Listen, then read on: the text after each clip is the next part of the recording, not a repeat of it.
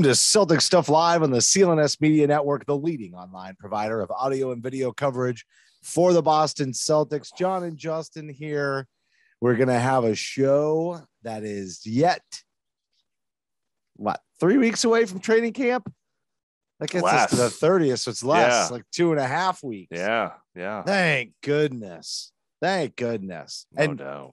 By the way, for whoever, I can't remember who runs the basketball fantasy league that I do every year, but I know they're fans of Celtic Stuff Live. Everybody's asking me when the fantasy draft is going to be again, but I have no idea. I don't run the league, and I'm in if you guys are in. So just let me know. I'll do it. 2.5 weeks, bro. Finally, we get to see this roster still wheeling and dealing since our last call. Juancho. I got to tell you, I've always liked the Hernangomez boys. Not necessarily like I think this is the big needle mover, but the one thing that you said was the roster's not balanced. They need a power forward who can stretch it a little bit, who can switch, and situationally off the bench behind Jason Tatum, you got your man. And I do think this roster construction is about as balanced as we've seen in years, honestly. When you look at just the guards to the wings, to the forwards, with a couple of centers, you got players that do different things that other players don't. So, they're going to have lots of tricks in their bag that way. We're not relying on Grant Williams, but maybe he's a better player than they're giving him credit for. And we'll certainly find out because they'll be able to put him with a better mix, a better blend. And in the end, I think, that might smooth out a lot of the bumps. He's already got 2 all-stars. You've got some major free agent pickups. So I was happy about it. I didn't really see a slot for Chris Dunn. And what I think about Carsen Edwards. Nice guy, rips it up in the summer league, maybe a couple of inspirational performances here and there, when the team is down, but there was a log jam. There was a log jam at guard. And now this roster, I would say, is pretty fully constructed and certainly not any worse than last year. I mean, I don't know if their top end is as high as last year's team could have been, but because of Kemba, Kemba's right. And that's assuming a healthy Kemba. And even then, I'm not even sure that's the case, right? I mean, I think there's a fair case to be made that they're better because they're better rounded as a roster. From 1 to 15, I think they're better. They have more players you can count on, more players going into it exactly what they're going to provide. And you're right. Juancho allows you to do a lot of things that you couldn't do last year, and he. He allows you to go arguably a little smaller and have a 6'9" power forward whose calling card should be to shoot the ball pretty well. I just as a for instance, though, his first year in the league, he shot 40% from 3. His second year in the league, he shot 28%. His third year, he shot 36%. The year before that, he shot 34%, and then last year he shot 32%. So what that means, you got me, but I mean, it shows that he can shoot the ball well. I don't know why it hasn't been consistent or what's happened there, but in any event, I mean, starring in an Adam Sandler movie, which is pretty cool, I guess. But apart from that, I really don't know what to expect other than the idea of what he should be able to provide. And arguably, I think that in the best of all worlds, we're all hoping that he's playing very little and Grant Williams has established himself as the team's preeminent power forward. But I don't have a whole lot of faith in that. I think what's nice about Juancho is that, I don't think he's far and away has beaten out Grant Williams or Jabari Parker. I think it's an open competition, and that's what's kind of exciting about this training camp coming up here in a few weeks. There's a lot of spots still open to be debated. While there's some veterans there, and I think we can rely on those guys. It's an option that Brad Stevens didn't have the last 2 years, but especially last year. But there's gonna be a lot of debate, a lot of argument, a lot of battles, I think, going on. But with all these rookies and second year and third year guys, they're all going to be having this, a battle for minutes, and they have a potential to kick some of these veterans we think will do a lot more a little bit further down the rotation. But I'm glad that with Juancho and Schroeder and Richardson and you have an opportunity now for and Horford. These rookies or young players aren't being forced to be put in those positions. They can apprentice when they're not showing themselves to be what their potential is, and then they can also step up and take those spots perhaps when they're ready for that opportunity. Yeah, again, more competition with guys that aren't. I mean, none of them are going to separate themselves necessarily, right? Somebody's probably going to get the bulk of the minutes, but nobody's going to be like, oh, this is the guy that has totally separated himself above the rest of the pack. And maybe that happens, maybe, but it's pretty unlikely. Jabari Parker would have to all of a sudden resemble the first round pick level that he was, or the first, can't even say lottery pick. Like, he's kind of picked high.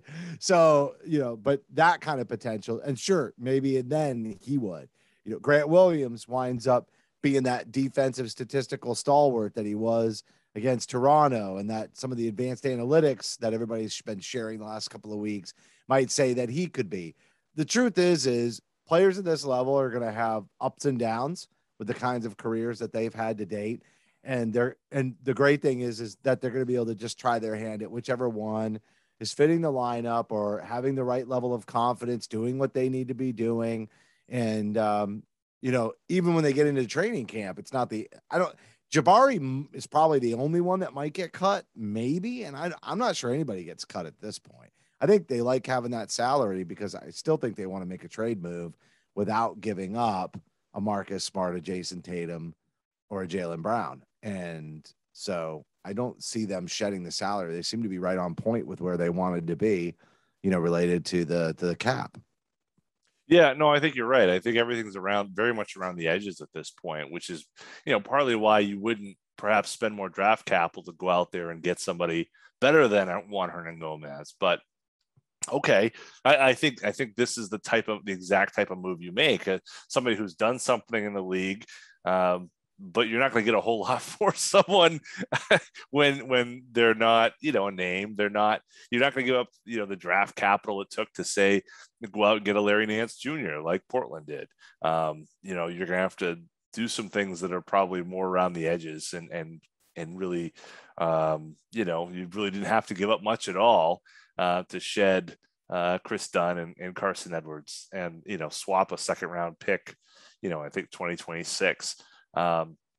You got that. And then, they did sign a couple training camp guys. Luke Cornett's coming back on an Exhibit 10 deal, which sounds like he'll be playing in Maine, which is kind of like what they've done recently with a number of guys, Chris Babb and a few others. They'd signed these deals, which basically says, yeah, you're probably not going to make the roster and we'll send you right to Maine. So that's kind of cool. But somebody like Cornette substantiates trade rumor potential that they're trying to package salaries. Yeah, guy who was on the roster last year, 7-footer. They like the fact that he could defend the pick and roll. If they make a trade where they package all of these salaries to go get another high-level player, they're going to need depth rotation guys. Oh, sure. Yeah. And so, somebody like Cornette who came in last year and they liked him better than Mo Wagner in terms of depth and potential. You got to think that he probably, I'm not saying definitely, but he probably could have gotten an invite that wasn't an Exhibit 10 to a camp somewhere. I mean, he was right on the line. But I don't know. I don't know if there were many options for him, but you're right, possibly. But it makes sense for them to try to get somebody like that back where they feel like they can trust him. He's already gotten some experience in the system, which it's going to change a little bit. Obviously, got a new coach, sure, but then keeping him in that system, they liked enough of what they saw. I think that they're definitely, considerate of where can we stash some depth where we would be able to bring them into the bench. So who's the other exhibit? Who's the other floater guy? Juwan Morgan. Well, but he's not definitely floating between Maine. Who was the first guy that they put on the two-way? Don't they have one other? Don't they have a player on a two-way? Oh, Hauser. Yeah. Right. They got Sam Hauser on a two-way. So right. So he's definitely, gonna be playing in Maine. That's a certainty. Right. And so that, we'll see what happens with him. I mean, he certainly shot the lights out pretty well there towards the end of summer league. And I think, that he's going to get a lot of minutes. He's going to see most of his minutes in Maine, certainly. But it sounds like, you send Kornet to Maine, and, Bobby Manning mentioned this in his post on Celtics blog, but, he interviewed Kornet's sister, and Nicole, and she was saying, basically how that, his dad kind of regretted not pushing harder to stay in the league. And I feel like this is kind of like that move. Like, you could have gone overseas and could have made more money, but it put him a little bit further away from being able to realize game back in the NBA. And it sounds like, when you're in a situation like this, and of course, when his dad played, they didn't have a G League or a D League. But now, you look at this, where you're at now, it's probably a good spot, because you're right. If there is a consolidating trade that's made, he's ready to step right in and fill in as a veteran minimum guy. And that seems like a pretty good move for somebody like that. And when we have to move, 90 minutes down the highway, that's pretty sweet, I'd say. And when you make a consolidation trade too, what's the other thing you need? Shooting. Because you're not going to go out and get a ball handler. You need somebody who can spot up in the corner while the other guys are garnering all that attention, and Kornet can shoot from the outside. So he gives him a little bit of that. And then you have Hauser, who is, 3-point specialist, right? So there's somebody else that you can just trust to be in the corner, ready for the kick out and knock down the open shot, because the defenses are paying attention to 3, potentially 4 other guys on the floor that are going to do some serious damage. So I think there are signs here. I'm not saying that they definitely have a trade in the works. I'm just saying, seems like they're building with that in mind, for sure, in a lot of ways. I'm a little more dubious that anything really is going to happen this year, that they're building towards it. But I think that I think it's solid team building stuff, and it kind of backs up what we've seen over the last few years of what it takes effectively to build a strong team. And you look at Milwaukee, a lot of the guys there's a lot of one-dimensional players on that Milwaukee Bucks team last year.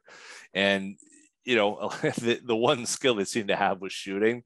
They were either the defenders or they were shooters. And I think that's a good sort of piece to recall, in that, you can never have enough of that. And I think they, unfortunately, in the middle tier of this bench, of this rotation, they don't have a lot of it. So you might as well add what you can on the periphery, and who knows, you may strike gold as Miami did with Duncan Robinson.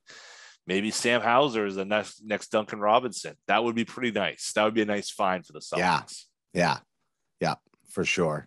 All right, so there'll be plenty to talk about, because we're going to have to dive into roster construction and everything else for several weeks of training camp, because we're many weeks away from the opening night of the season. So media day, 2.5 weeks away. Then we get some training camp. Then we get a week of what the hell do we talk about? Please, will opening night come on.